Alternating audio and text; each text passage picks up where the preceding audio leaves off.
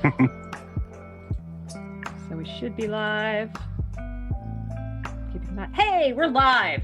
Welcome everybody to the Psychology of Falcon and Winter Soldier on Geeks Like Us. I'm Dr. Megan. I'm one of the co-founders of Geeks Like Us. I'm also the Dungeon Master for Clinical Role and the host of the Brain Noodles podcast.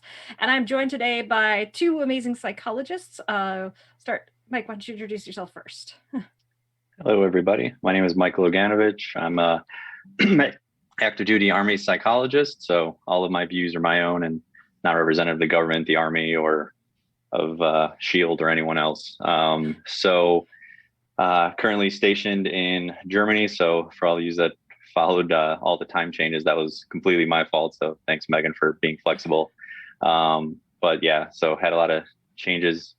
Heading back to the States in 2 weeks. Very excited. I'll be going back to the home of bourbon, going to Fort Knox, Kentucky. So anyone in that area, always stop by and say hi. I will have a neat bourbon waiting for you. That's awesome. All right, and Tony. I mean, you kind of let us know that there was SHIELD there, so thanks. Now I have goals for the rest of my life. I'm Dr. Anthony Bean. I am a clinical psychologist in Texas, and I do a lot of different things here in Texas. I run a nonprofit. We have 14 clinicians now, about to be. And sorry. That's okay. We got this. And we have that, and we do a lot of cool stuff with geek therapy, helping out those that are falling through the cracks of the system. We bolster those cracks. We're like the little plaster that comes on in and make sure that they get what they need on a lot of different levels. I also run Geek Therapeutics with Megan as one of our wonderful advisory board members. And we do a lot of fun stuff there, plus publishing company and all that good stuff. But overall, geek, good stuff, like all the MCU. It's been nice. This last decade's been real nice. Nice. And so it goes without saying, we are going to spoil the ever-loving crud out of this show. So if you haven't seen it, pause, come back and watch the VOD. So just spoilers everywhere. One thing I do want to say too, there's a lot that we could talk about with racism and representation in this show, but we are three white psychologists, so that's really not our lane to talk on. I'm hoping that we can have a secondary Falcon and Winter Soldier with some Black and POC psychologists talking about that, but that's not appropriate for us to be talking about, so we won't be. We're going to be focusing more on the therapeutic aspects, the military side, building relationships, and everything there. So let me just start off with asking you all, what are your overall thoughts of the show?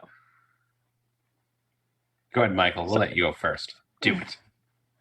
Leading from the front. My overall view, I mean, I remember when like WandaVision first came out, I watched half of the first episode. I'm like, I don't even know what this is. And then my fellow nerdy cousin is like, hey, you need to give it a chance. It's really good. I'm like, I'm just not a fan of like that era of show. This is what it's going to be. I'm just not into it. And he's like, no, it gets better. I did not have that same reaction. Of course, WandaVision got much better. But I think the Falcon and Winter Soldier was, again, I had the thoughts before. I was like, I really don't care about those two characters. Like, it should be an okay show. I'm really into the universe, so I'm going to watch it. But I think the show, as all these shows are doing, really show you a different side to the characters that were always ancillary. So I was definitely interested more so in this one. And it didn't disappoint. And I got to see, I'm not a comic book reader, so some of these characters, like US Agent and Zemo, I'm not overly familiar with, and I became more familiar with from the show. I think they were represented well, and I'm definitely excited to talk more about them. I'm right there with you. We watched WandaVision and we're like, this is good, and this is really neat how they keep on doing the different decades of each of the TV shows. But this one kind of grabbed you right away. That the other one was a slow burn, and it was intentionally a slow burn, I think, and it served its purpose. This one very much was, I think, that these two needed to come together because they have a past that hasn't been spoken about. And I think that if we look through the MCU a little bit, we could see them not as rivals to Cap's buddy, but, left and right arm, and that is kind of a fun play on words with Bucky. But the idea of having them come together to formulate the loss of the triangle of power, in my opinion. Yeah. Yeah. It's minded too. Like, it's sort of funny because, like, with the trailers for this movie, I was like, okay, it's going to be Fast and Furious in the MCU. Like, that, all the trailers was like, okay, so that's going to be the feel of the show, but it completely wasn't. It was great. It was a lot more action packed than WandaVision, but I thought it was really, really powerful. Um, and so, like, I want to kind of start off like we are all psychologists, and so one of the very early scenes is Bucky in therapy. So I want to hear what your thoughts on this and what you all think of like the portrayal of his therapist and that relationship that he has with her. Um, So I can't necessarily speak to the military side of it, but it definitely is not the same style of treatment that I do in that capacity. I also don't have a room with a bunch of trees in the background to try to make it tranquil. Now, my room's filled with geek stuff.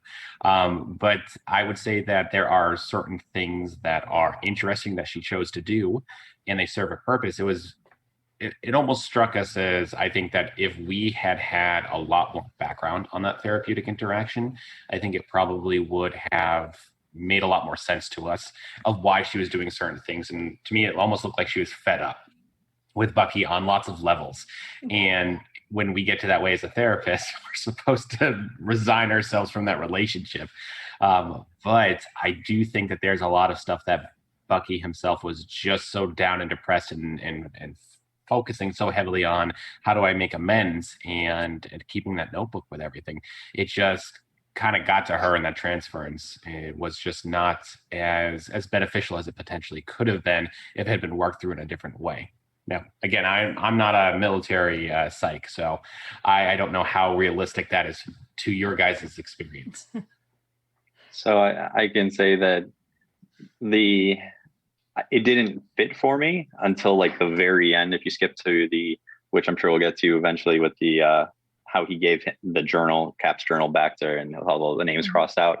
The fact that he did that, it's for me, it's fairly uncommon to get a sentimental gift or any gift from any of my patients upon conclusion of treatment. So the fact that he did that shows that the alliance and rapport that they had. But maybe they just did that at the end to kind of tie it all together, because I didn't feel kind of similar to you, Tony. I didn't feel like they had that early on. But that's truly the case. If that existed, so I'm going to presuppose that is the way it was they had really good rapport. Then yeah, I've definitely challenged patients before, and I swear in session, and it's like the closer I feel to the patient, the more I can challenge them and say like, nah, you're bullshitting. Like, no, stop. Like, no. I definitely have never wielded a pen and taking notes as if it was some sort of like, I'm going to get you this time. The big sigh when she's like, here comes the pen down and starts, and he's like, no, doc, stop. I'm like, wow, that is a power differential, man. Yeah, I mean, it's super rare for patients to care what I'm writing. I mean, I can think of probably a handful of times where patients like, what are you writing right now? Most of the times, and I said, just so I can remember what to put in the note. I mean, that's more or less what I tell them. But one of the things that I didn't really fully understand was it sounded like it was like mandated therapy, which is not a thing in the military. You can have mandated assessments. So a commander can direct someone to get an evaluation, or you can get an evaluation for, flight or going to special schools. And that is a kind of a force thing. That is a command order, but there is not command ordered therapy. So that was something that was I wasn't really sure what they were trying to portray there, because that's what it sounded like was happening. Like, you have to come to this therapy because the government is making you, so you don't go crazy or something again. So I wasn't really sure what that was about. I think that I think they took liberties. Like, have you guys seen the movie I Care a Lot? Mm-mm. Oh, you should totally watch it, because it's totally like every boomer's nightmare. Court ordered, someone takes over your entire finances, puts you in a nursing home, you have no rights, anything like that. And it kind of, that's not possible. That is just not physically possible to do. There are so many protocols in sync with that. And I think that that's where they just kind of took a little bit more of that liberty with that mandated, unless maybe it wasn't military, maybe it was court ordered. And yeah, that was kind of my thought. It was court ordered therapy. Yeah. Well, and someone pointed out too, like, you were mentioning the trees, Tony, and like that it's sort of like that symbolism of that Bucky's not out of the woods yet. And like that's part of what his therapy is trying to help him get out of the woods. and to reconnect with the world. It's a good metaphor. Well, and like one of the notes I wrote down was that thing, and like Mike, I think you can speak to this. I know Tony, you've worked with a few vets as well, but that idea of how living, like just having a normal life, is so freaking hard for soldiers after coming back from war. And that idea of like, how do I just go to the grocery store and buy toilet paper and stuff? Like that was one of my favorite scenes, was when I think she asked him like, what do you want? And he said, I want peace. And she's like, bullshit. And that is very realistic, where I've never had a situation like that, but the situation, like I said, in therapy, when a patient says something that I'm like, nah, you can tell that to yourself, but that's, not the accurate, because that's contrary to what I usually see. I usually see people that are trying to find ways to get this energy out that they don't have. Here in this installation that I'm at, it's a lot of senior people. So people that have been in the military for a very long time and have multiple deployments. And it's kind of one of those things, like early in your career, you may deploy a lot. You may you may be a combatant, but then later in your career, you're more of a staff officer. So they still have this energy. And I remember this one, he was, senior enlisted in the Air Force and had a special forces kind of career. And one of the major breakthroughs I had was helping him to talk to his wife about allowing him to get a motorcycle. And that was like, because he just needed this release of energy, and he wanted something that was kind of dangerous, and his wife was very against it. And he had ridden motorcycles in the past. And I was like, dude, just go tell her that your doctor prescribed it and you'll be fine. And, and that was like a big thing for him. Like once he started riding his motorcycle again, there was that adrenaline came back. That can be counterintuitive in some, but I wasn't treating his PTSD at the time. It was more of this situation where, in the show where they said, I want peace. They don't really want peace. They sometimes are nostalgic about some of the fun they have, because there's a lot of moral conflict that happens on deployments. But on the flip side, there is a lot of simplicity to it. And that goes to what Megan was saying about the difficulty. And I think it was portrayed well in the Hurt Locker at the very end, when he's standing in front of the box in the aisle with all the cereals, and he just didn't know what cereal to pick. When you're on deployment, that's the thing that is so simple, is the ability to just, you have your mission, you wake up, you go do your thing. You don't have to worry about bills. You don't have to worry about your family. You don't have to worry about all these other things in your life.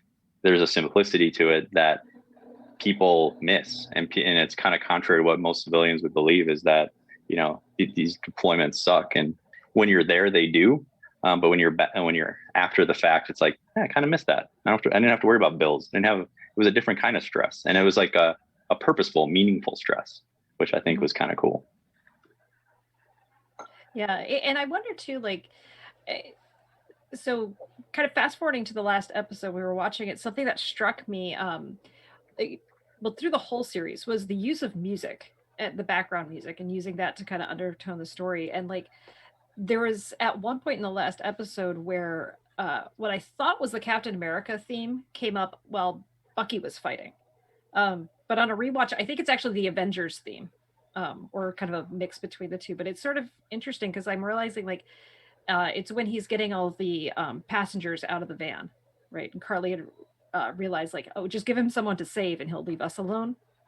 But like, that is the first time like he's really like taking that moment to become a hero, because it's kind of felt like up until then he'll be protective of others but not take initiative on his own, because there's, I think, that fear of like, what if I go back to being the Winter Soldier?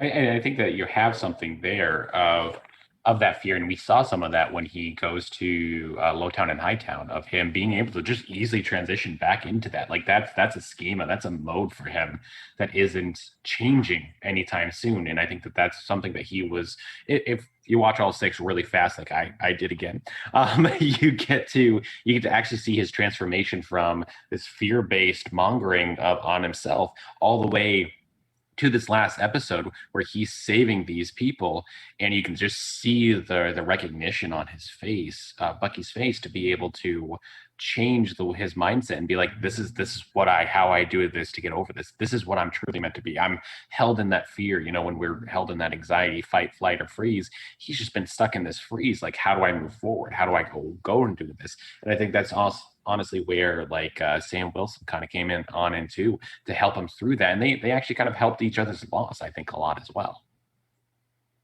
One of the biggest things, I mean, there is very specific treatments for PTSD, with the exposure therapies that we commonly use. But there's something to be said that a lot of patients I have always ask for groups, because there is something very isolating about it, where you feel like you're the only one that is experiencing what you're experiencing. No one else is feeling this way. So for me to tell them as a therapist, no, this is completely normal, they can easily dismiss that. But if they're in a room full of like-minded, similar background type people, not doc, then they can say, oh, okay, well, I'm not alone. And they can kind of share stories. And one of the things that I always talk about, if I was president for a day, what are some things I would, change? I think it was after, I think it was World War I or World War II, when the soldiers would come back on ships. I think, a ship across the Atlantic would take 2 months. And what do you think, a bunch of soldiers did on those ships? It's tell war stories. And in a way, they were processing through the crap that they just did. And who did they do it with? People that they were there with, like-minded people, and they can, grieve a loss of someone, or they can talk about an experience they've had and process it. When I deployed, it was less than 48 hours that I went from Afghanistan back to the States. I mean, it's very weird. I mean, to just be there in war and then come back and just be back to normal life. Mm-hmm. So I think there is something to be said about that ability to share stories and to just realize that you're not alone. Yeah, and that's something too for both Bucky and Sam, my note for the last episode, the last couple scenes where it's them having the barbecue together, it's that idea of found family. And there's a reason we say brothers and sisters in arms when we're in the military, because your unit, the people you are with, that is your family. And you squabble like siblings, and you have, mom and dad in terms of your XO and your CO, and it really is that at the end, Bucky and Sam are a found family. They have kind of come together and cemented that relationship. It just took a little very uncomfortable pseudo marital therapy to get them there, right? What was that? That was okay. Let's talk about that session real quick. Because it was funny, but it was so bizarre when she's just you two, Sam, get in here. What authority do you have? You don't have, informed consent. You haven't debriefed him on HIPAA compliance. Also you're violating, Bucky's HIPAA rights everywhere. But again, if it's court mandated therapy, you don't really get HIPAA rights, but. Yeah. And that was something I was going to ask you guys, because I know you guys do different types of therapy than I do, but there was that, I took a note on it because I was like, I've never heard of it, but they were, when they were facing each other, they called it soul gazing. And I was like, what is that? I don't do a lot of couples work. When I do, we don't necessarily do what they do in there. I can see the benefit of it. Forces the touch, being able to mitigate any sort of lack of sensory between a physical marriage or relationship. But it's also was really funny because they were trying to obviously take it seriously, but they were just like, we don't want to be here, we don't want to do this, and they started having a staring contest, which was really funny from my point of view. But I don't necessarily, since I don't do couples, I can't really speak well to that. I could see the benefit of that soul gazing, but it's almost like when I do some couples work, very rarely, it's usually with geek couples, and it's focused a little bit more on, are you hearing what they're saying? Look at them, don't speak through me, speak to your person in there, and let me observe this so I can kind of help navigate some of these communication errors. And I think that's really what was the main point of it, is to facilitate their lack of communication, their ability to hear one another, see one another, their stop beating around the bush and just be like honest and true to what's actually happening. And I think that is what the main point of that one was, to instigate that communication, which, as we see, that we could kind of call it a turning point. I would also say there are other turning points, but it's really when Bucky really kind of went in and told Sam that was like, this is why I'm pissed. You shouldn't have done this. You betrayed what Captain believes in you. And we see that with Sam's journey. I think he has one of the greatest heroic arcs of the heroic journey that I'm sure we're going to get into, but it very much focuses on the idea that this was his turning point. This was when he needed to know that something was going wrong, that he made a poor decision. And here's the other thing is, as heroes, you're allowed to make poor decisions. It's really about how do you repent and how do you come back from that. And one of the things he said was, at the end of the treatment, which of course they both stormed out, and the therapist was like, well, this went well. It's like, no kidding. You have dudes interlocking legs and staring at each other. It's a very confrontational position. The 45-degree angle one is much better for being able to talk to someone without being face to face. But when Bucky said, if Cap was wrong about you, then he was wrong about me too. Yeah. And he was using the people around him and social cues to figure out who he was, because for so long he was brainwashed and wasn't, he didn't have the locus of control, and he didn't have the ability to, kind of determine outcomes. So he was using what, someone that he trusted, that he knew before they both became Captain America, before they became someone else. And, I think there's something to that as well. It's like, when you go back and check on someone, you have a high school friend or a college friend before you join the military, you can kind of check in, and people, there's nothing more awkward than going back and be like, wow, you've changed. And usually people think that's like a bad thing, but sometimes it could be a good thing. But ultimately, Bucky didn't have that. He didn't really have the ability to say who he was and if he was good or bad. So he was basing it on what Cap told him. And that's why he was so mad at Falcon for giving up the shield, because he's like, well, if he's wrong about you, then who am I? Yeah. I think you bring up a really solid point on that one, is that he was looking to the outside, like kind of like how extroverts kind of work a little bit more of, hey, tell me who I am, tell me what I have to do. And I'm assuming that's partial military as well, a little bit. And I would also potentially say that when he has that end point, that ability to know where he has to go, he focuses a little bit differently. Yeah. And I'm sorry, I'm just messaging the chats. Yeah, well, and something else that like struck me is like you were talking is like thinking about one of the hallmarks of Steve Rogers' Captain America was that I can do this all day, getting down and getting back up, right? And like in a lot of ways, Sam's self-doubt was him knocking himself down. And like this whole thing was about him learning how to stand back up, and to another, theme in the Marvel Cinematic Universe is being worthy, and being worthy of wielding the shield, and learning in his own way how to stand up and to take the history of the shield and the history of everything that he represented, and how to integrate all of that into what he was going to be. And I think, when you talk about the worthiness, I was going back and thinking about the different things that people wield. If you think of like Thor's hammer, to me, that's like a weapon. Whereas Cap, had a shield. He's the protector. He's not the instigator of violence. He just will protect those.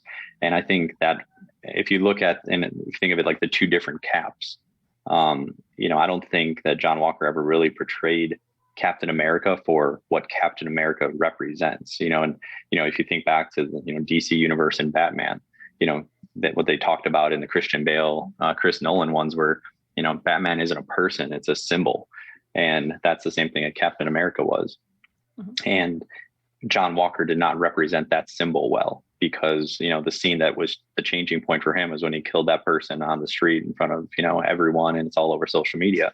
To use the shield as a hammer isn't Captain America. Yeah. Well, It's to be like, used as a defensive mechanism. Yeah. And let's talk a little bit about John Walker, because his journey was weird and fascinating as well. First off, have to address the thing of he looks so much like Mr. Fredrickson from Up when he has on the helmet.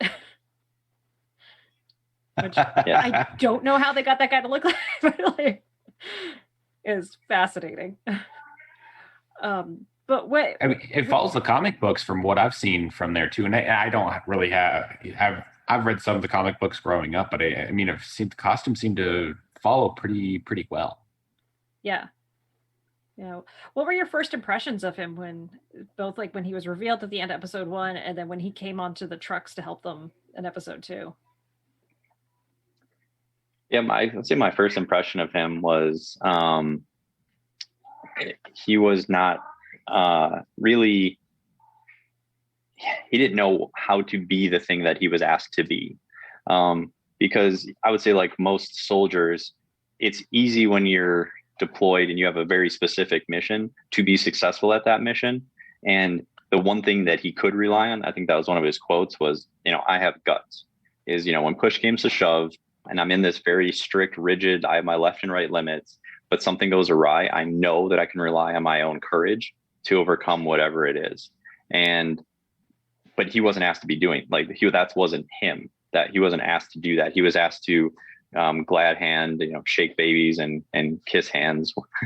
And that was uncomfortable for him, because, one of the phrases for, people in the special forces world is like, the silent professionals or the quiet professionals, because they don't want the recognition of what they're doing. They just go and do it, and everyone's safer for it. And he felt very comfortable in that. But when he was getting prepared in that locker room to go out and kind of be the face of Captain America, that's not what he was good at. So what he wanted to do was not what he was being asked to do, and he wasn't familiar with it. So he was just very unsure of how to fill this role that the government, that again has always told him what to do. They just said, "Hey, go be Captain America," and he's like, "Yep, Roger, I'm gonna go do that." But he didn't really know how to do that. He wasn't trained for that.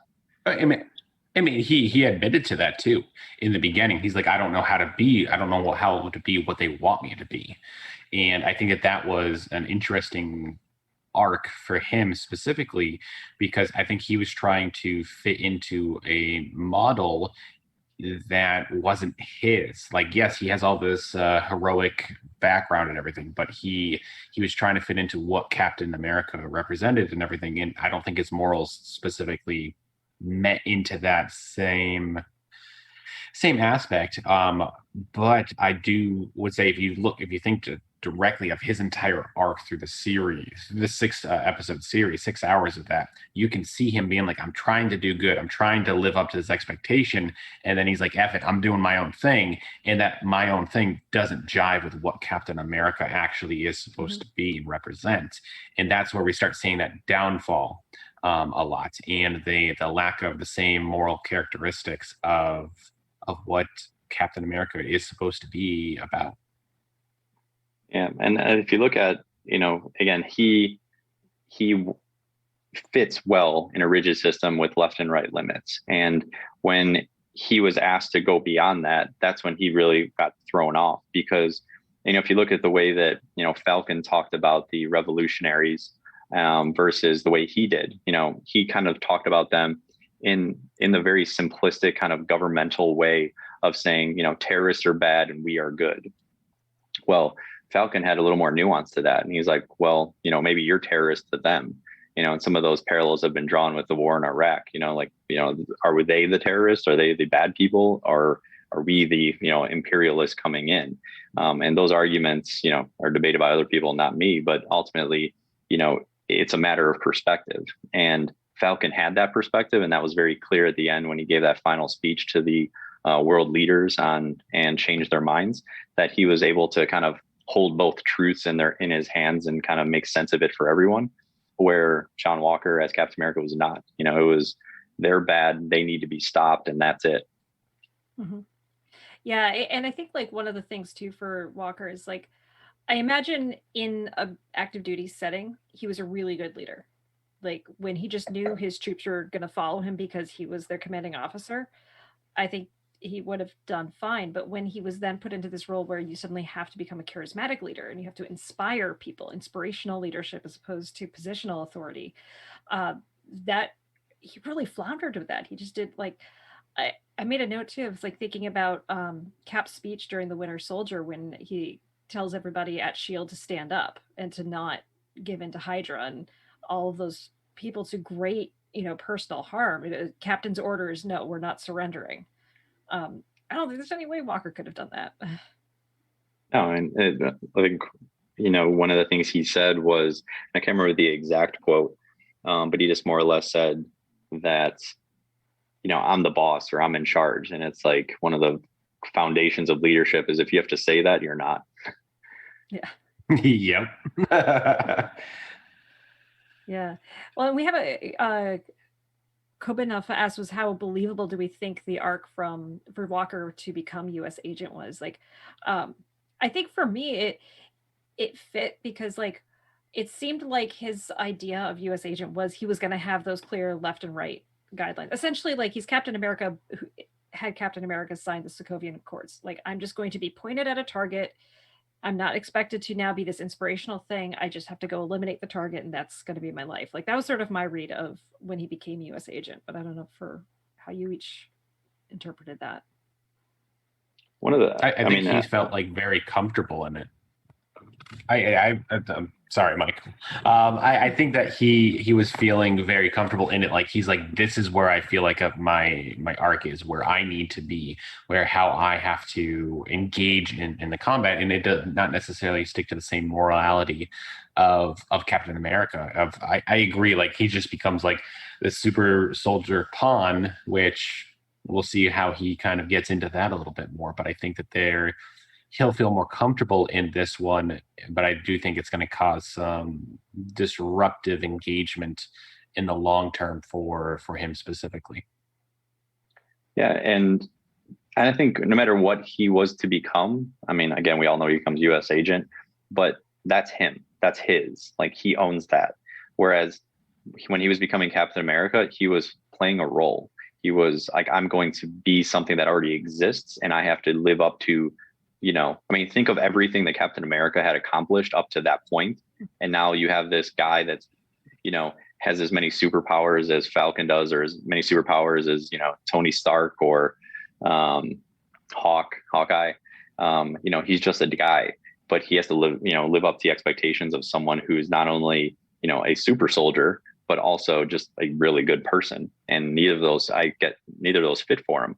So when he becomes U.S. agent, that's very much in line with, well, I can make this my own now, and I don't have to worry about what other people think of me, or living up to some other expectation. One of the quotes that I thought was interesting, I think Zemo said it in the 4th episode, was the desire to become superhuman cannot be separated from supremacist ideals. And he was talking about Carly, but obviously I was thinking about John Walker when he said that. And you have this I think guy, John Walker, who in the military, he was successful. I mean, you don't get a Medal of Honor and that easily, and he had 3 of them. So you have someone, and I think he said kind of nonchalantly, yeah, I jumped on 4 grenades. So he's done some amazing things in the military, but I would say the field of battle was an even playing field for him in that situation. But now he's fighting like superheroes and superhumans, and he's just a guy. And he's not prepared for that. So his mission, which is to protect people, save lives, that's what he wants to do. He doesn't feel prepared for, because he's just not strong enough. He's always been the strongest, the smartest, the best fit. What they say, that they studied him at MIT. But now he's not even relatively close to the people he's fighting. And that really hits home for him when his I think it was a command sergeant major dies. He's like, wow, I can't even protect this guy who I protected through multiple battlefields over a very long career. And, my first week on the job, he's already dead. So I think that that idea of why he felt the need to take the serum is interesting too. Which they did very covertly. They had that conversation about it, and I think that when they talk to Sam about it, when Zemo talks to Sam, he's like, "Would you take it?" And Sam's like, "No, not ever." And he's like, "Oh, without hesitation, that's good." They were having hesitation because they can see the power, and they honestly know that power can corrupt, that power can do a lot of different things to people. And I think that by having that conversation, you're not having a distinct morality of what happened. You're fluctuate in that gray area. And I think that's where a US agent is going to flourish, but also be able to make his own distinction and everything. It's kind of like the gray Jedis in a sense, is we look for balance, but we look for the ability to harness both without becoming corrupt. Yeah. Well, and I think it's interesting because like when Walker's struggling so much to be Captain America, the thing he latches onto is like Steve had the super serum. That's what I'm missing. If I had that, then I could become Captain America. And and I'm thinking about like even Zemo said that Steve Rogers was one of a kind. Like Zemo had to admit, like, yeah, the super serum did not make Steve Rogers into a monster. Like he was still a good person. And like thinking about the why we do things, intention matters so much. Like the reason Steve wanted to do that was so he could go fight in the war. He didn't want to be a hero. He just didn't want to be left behind. He wanted to go punch Nazis. And so it's really quiet. I'm in Germany. You can't say it that loud. There's a whole game RPG game coming out called that. Just so you know, punching Nazis. Is it directed by Tarantino? No, but it's gonna hit its Kickstarter actually, like later, early next month. It's gonna be really fun. Yeah. Well, and let's like one last thing I want to make sure we do talk about with Walker is that it wasn't a court martial. It was like his disciplinary trial. Because like the thing that struck me, and Mike, I'll actually be very curious if you clued into this too, was when they started stripping him of rank. They made it retroactive to the beginning of the month. Which to me said, when you committed that murder, you were a civilian, and we can send you to that country to be prosecuted, and you're going to have zero protection. Yeah, I honestly hadn't thought about I didn't put my legal hat on when watching that scene. I was thinking more of it from what does that mean for him? And, kind of speaking to his arc about filling a role versus becoming who he was, the US agent, that's him.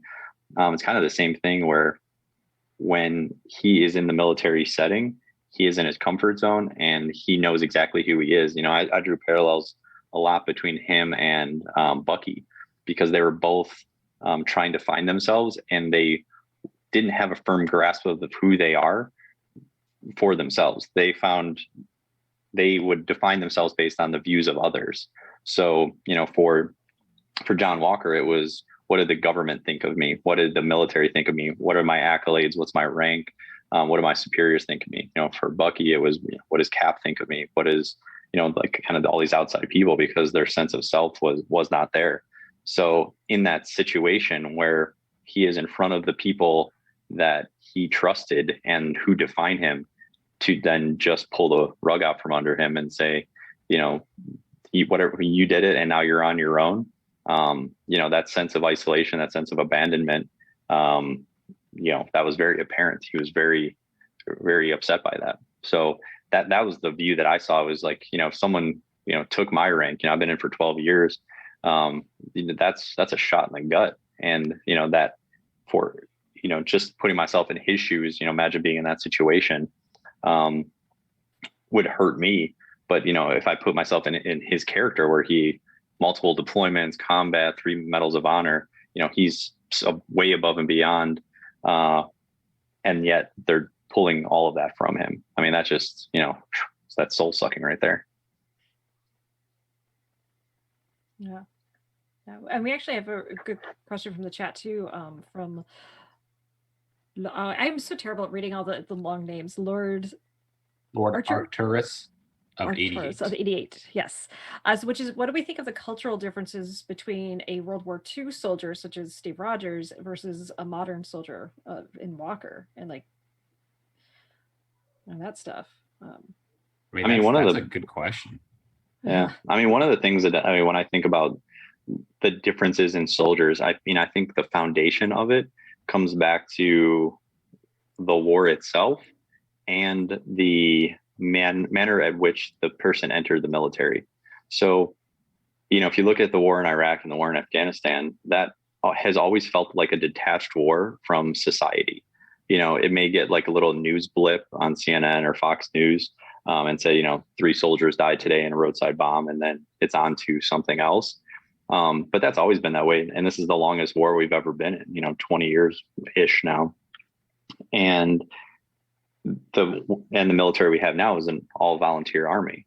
So it's, if you look at just those 2 facts relative to World War II, where it was a draft, so, you know, la-di-da-di, everybody is coming in, and it was a world war where even if you weren't fighting in the battle, you're, you know, buying bonds, selling bonds, you're working in a factory that's building a war machine. But, you know, and that is unifying. And I think, you know, even if you look at the difference between that type of war in Vietnam, where it was different than the war in Iraq and Afghanistan in the sense of, you know, all of us that deployed and came back felt very welcomed back, and, you know, thank you for your service, that sort of thing. Obviously the people in Vietnam did not have that. It was very contrary to that. So, and then you go back to World War II, it was, you know, everyone's deploying, everyone's a part of this war effort, because, you know, if we lose, our civilization is over.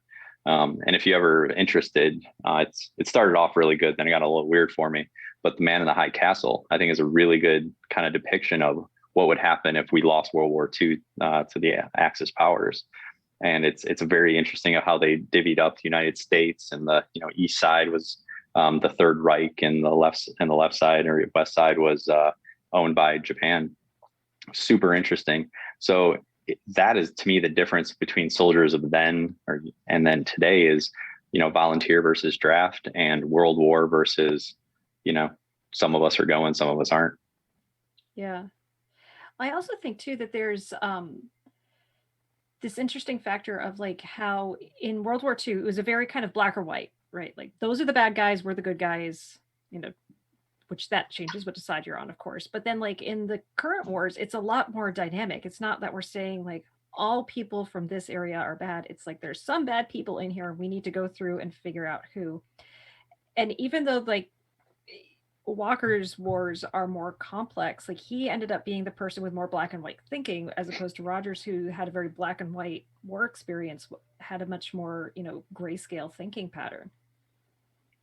It reminded me, like, I was trying to remember it and I couldn't. I think it was in Civil War, and it was like Cap versus Iron Man. Which one was the one that was like very rule bound and trying to follow the rules, and the other one was like bucking the system? Which one was it?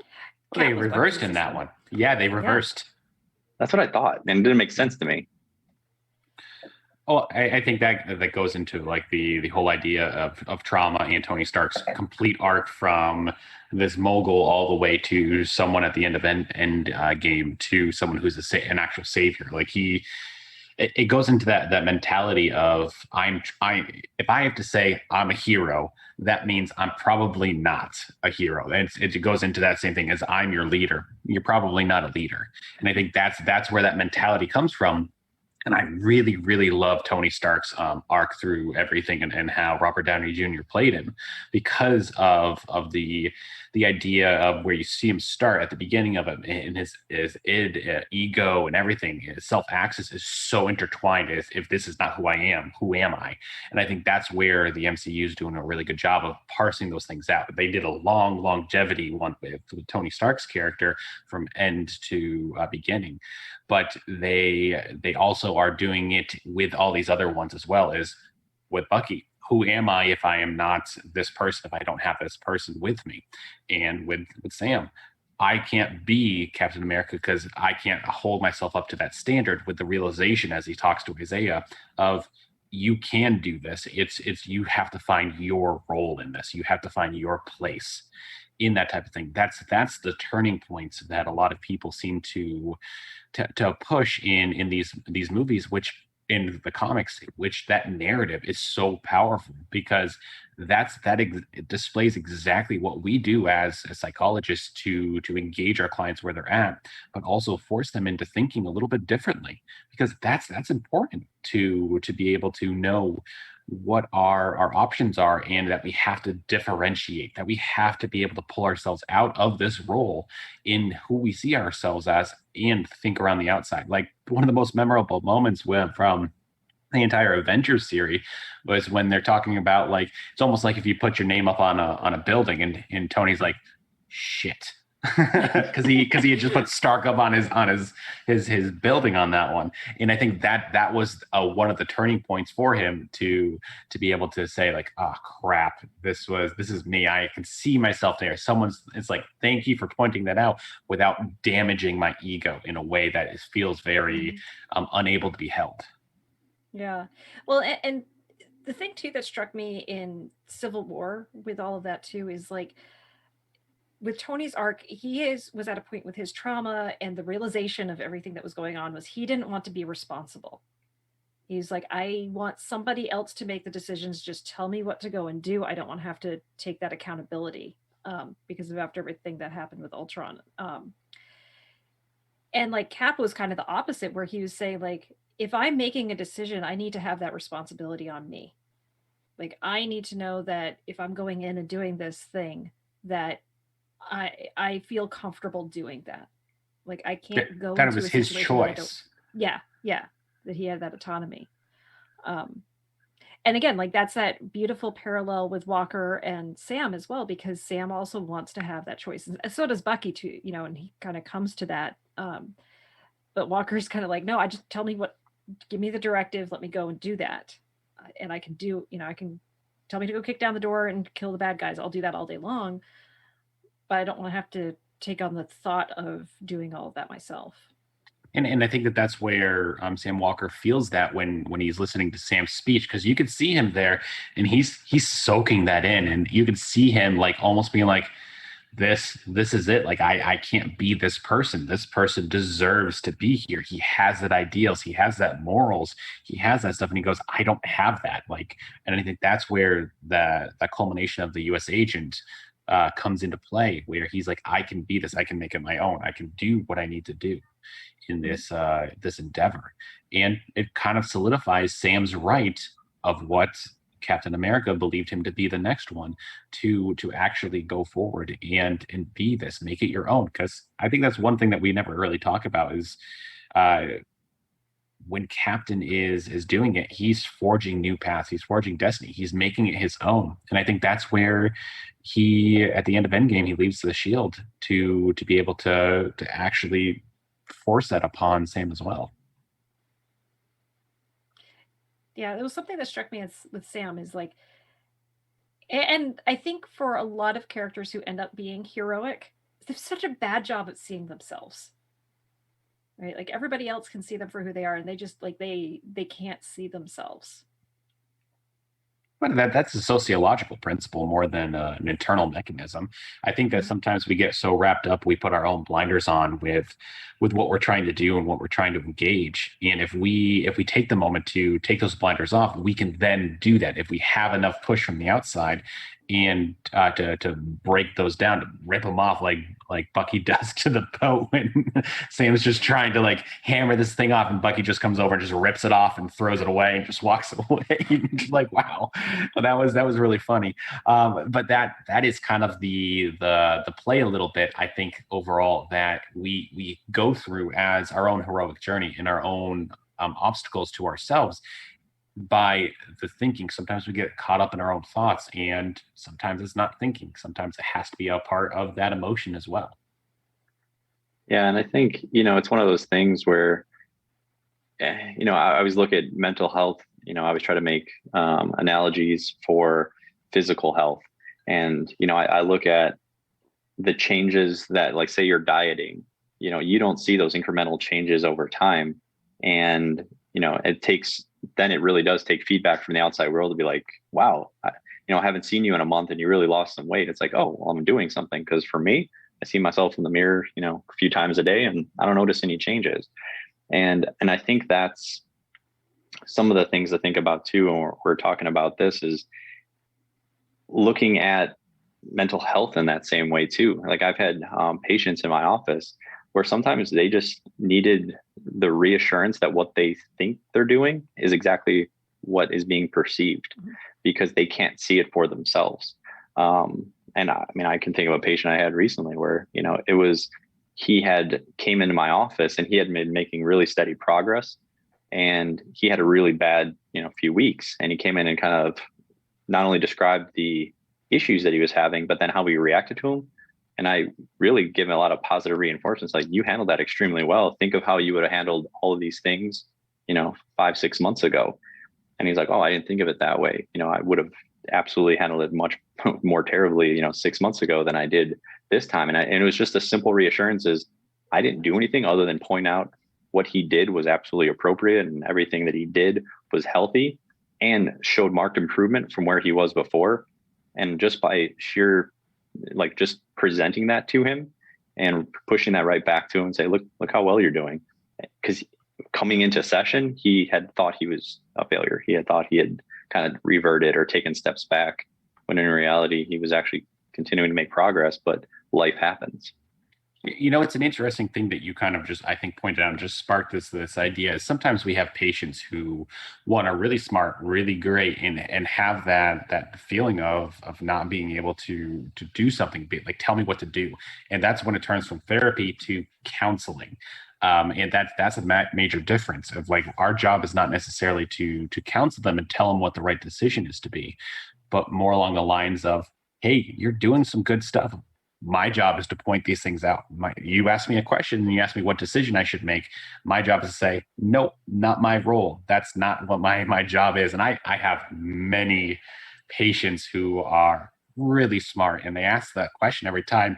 And then they usually catch themselves at the end of saying, I know you're not going to answer that, are you? And I'm like, nope, not going to. That's not my role. But that's also what John Walker was looking for, is tell me what to do. And I think that's where that therapeutic ability to show, like, if you don't have those paradigms, if you can't think for yourself, if you can't process this and make this your own, there's not a really lot of that we can do in this endeavor. There's other things we have to focus on this. We have to get you to critically think. We have to get you to be okay with your decisions, and you have to accept, commit, and move on.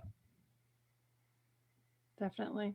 And I think, like, that's one of the interesting things that they show in the dynamic between Lamar and Walker is, like, Lamar, I think he would have made a better Captain America. Like, I still don't think he would have been nearly as good as Sam, but it was just sort of this idea of, like, what, I wonder kind of how that selection process went.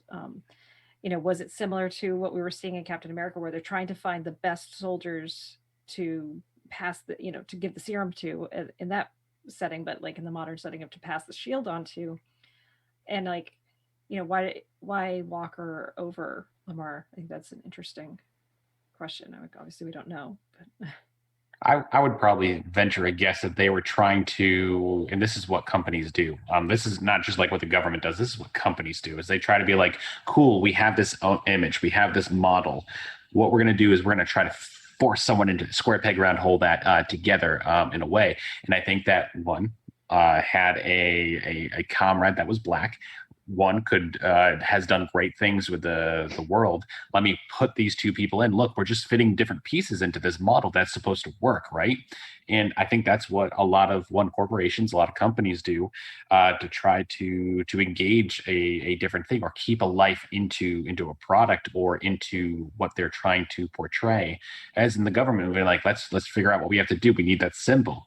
Let's plug and play. If this person doesn't work, maybe we have another. Maybe there's something else. But I think that was kind of an interesting paradigm to work from. That they were just, it just seemed like a very puzzle, like, those little preschool ones where they have, like, the yellow top and the baby, like my 18-month-old is, like, really good at it and, like, square goes in the square one, and then triangle goes in there. But if you're really good and you can think about it, you can actually make that triangle go in the square and vice versa. And so she's figuring that out right now.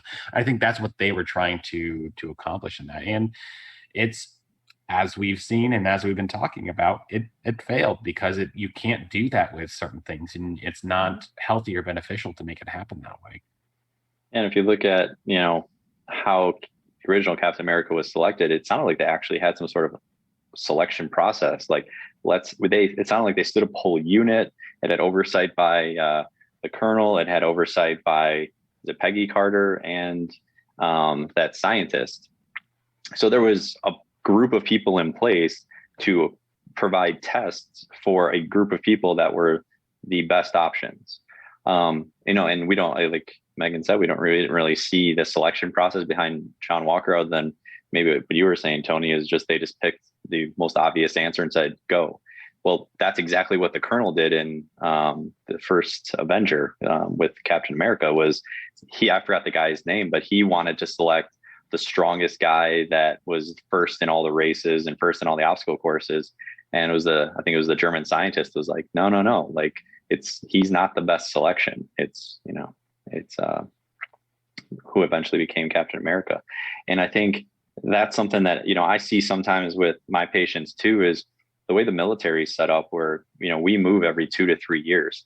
And a lot of people don't understand why. Maybe I'm just making something up, but the best answer that I have for it is, in the military, you have a certain job and a certain role and a certain rank. And there is duties commensurate with that rank, and there's leadership abilities commensurate with that rank. And every 3 years, you should be going to a new position that is more challenging, more difficult. You have more people under you. And eventually you get to a point where, you just kind of keep building on itself. And I have a lot of patients and I don't say a lot of patients, but I have patients that come in, and it seems like they've hit that wall where they were doing great. And now this job is the one that challenges them, and they're not succeeding. And now it's like, what am I doing here? I'm questioning everything in my life. Like the catastrophizing happens. And it's a matter of, what I think of, if you want to, again, I always try to, make analogies, is, if you're really smart, you may have never studied in elementary school and you just got A's, and then you went to high school and just never studied and got A's. And then you start taking certain classes in college. But then there's a certain point in your education, if you go high enough, where it's like, oh, and for me, it was my freshman year of college. I never studied going through. I mean, I studied the best I could and then got good grades. But I remember taking a religion class and getting a C on the first quiz my freshman year. I was like, wait, what is this letter? I've never seen this before. And this doesn't compute. And I was like, oh crap, like I have to study now. And that was I still remember it to this day, because it was that jarring for me, because I never had to before. It was just, I knew how to do it.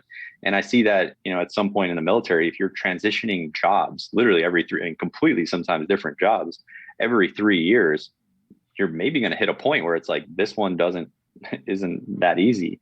And it's not a point that you just say, well, I'm going to throw in the towel and be done.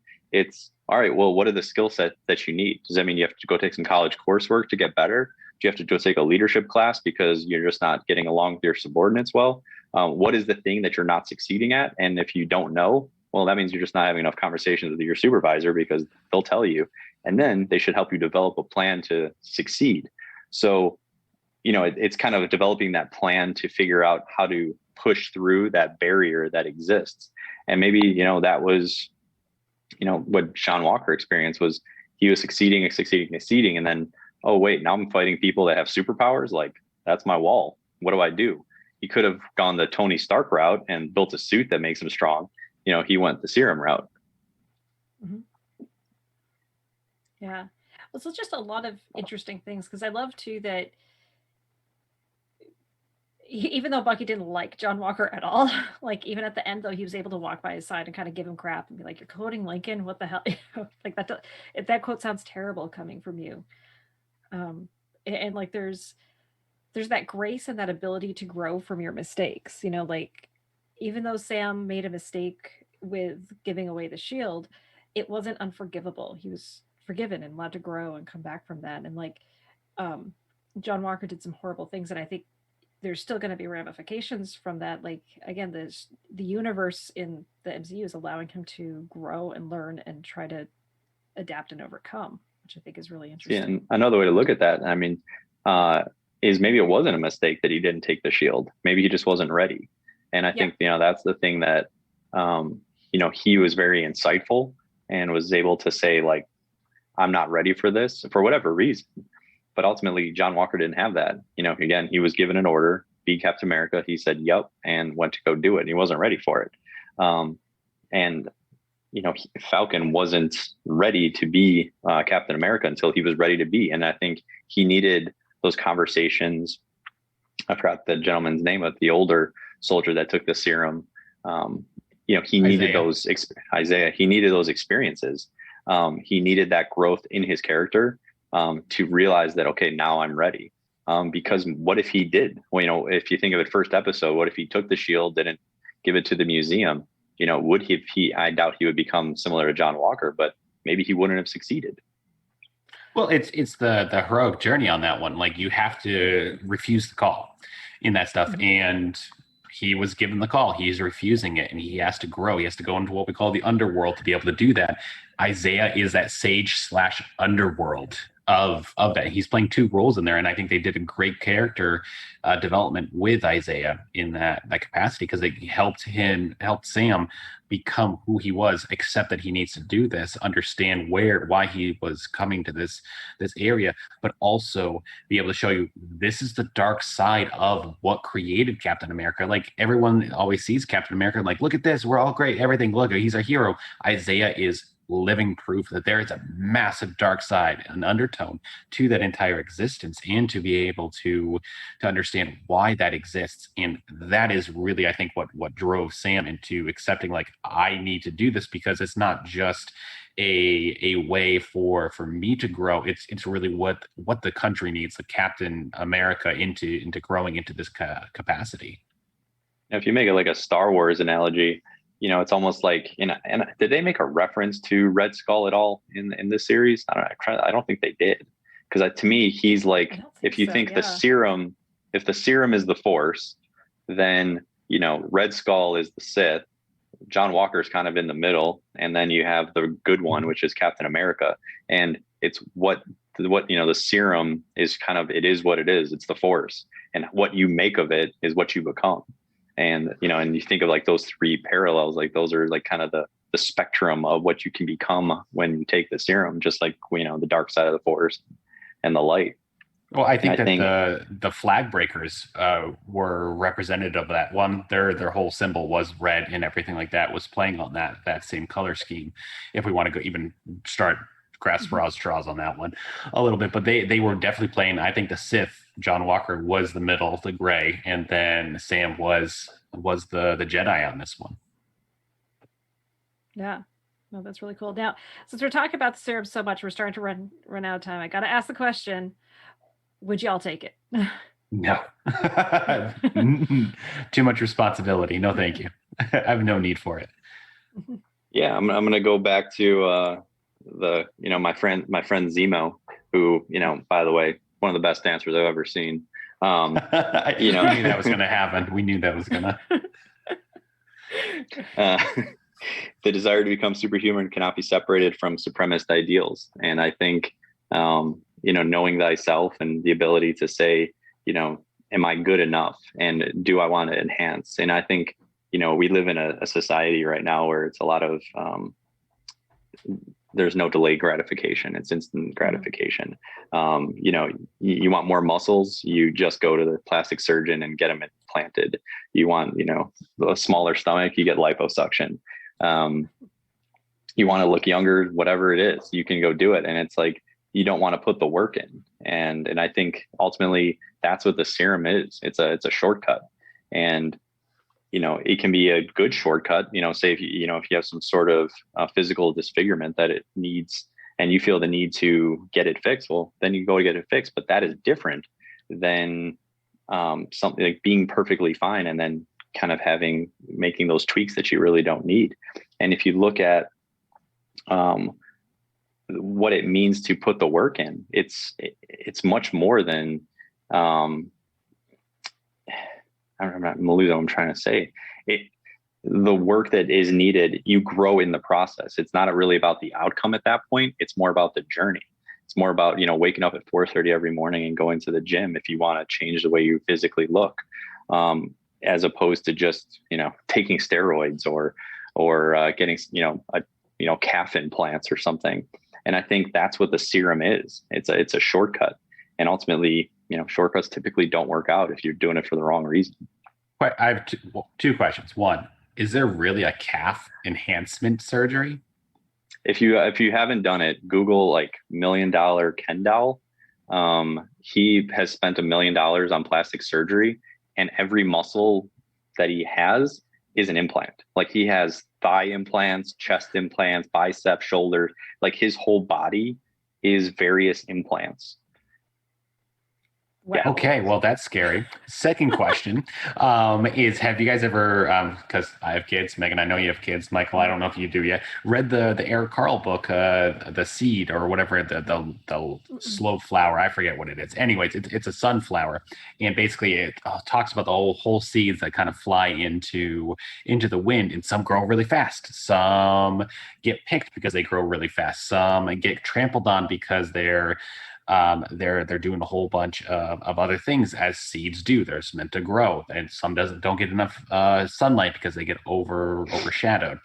Everything kind of goes into that, while the last seed is the one that sprouted the last, but also becomes the strongest in a sense, becomes the biggest, and releases the next set of seeds in a sense. And I think that is what you were kind of like talking about, is like it takes time in order to grow, but when you do give yourself the time, you do give yourself the opportunity, it can grow in a really amazing way, and you also seed the rest of the generations. Yeah. And you can look at it, like the pills, like, taking different pills from, psychotropics versus doing the work in therapy. I think a lot of people, I don't know if you've had it, I'm sure you have, people come in and say like, what is the pill that I need to take to fix this depression or this anxiety? And I can say, I'm not a prescriber, but there is pills that exist, but whatever is causing it, as soon as you stop taking the pill, it goes away. You think of it like steroids. As soon as the steroids go away, your muscles deflate. And if you actually put the work in and build the muscles, then it becomes a more permanent solution. And that's ultimately what therapy is.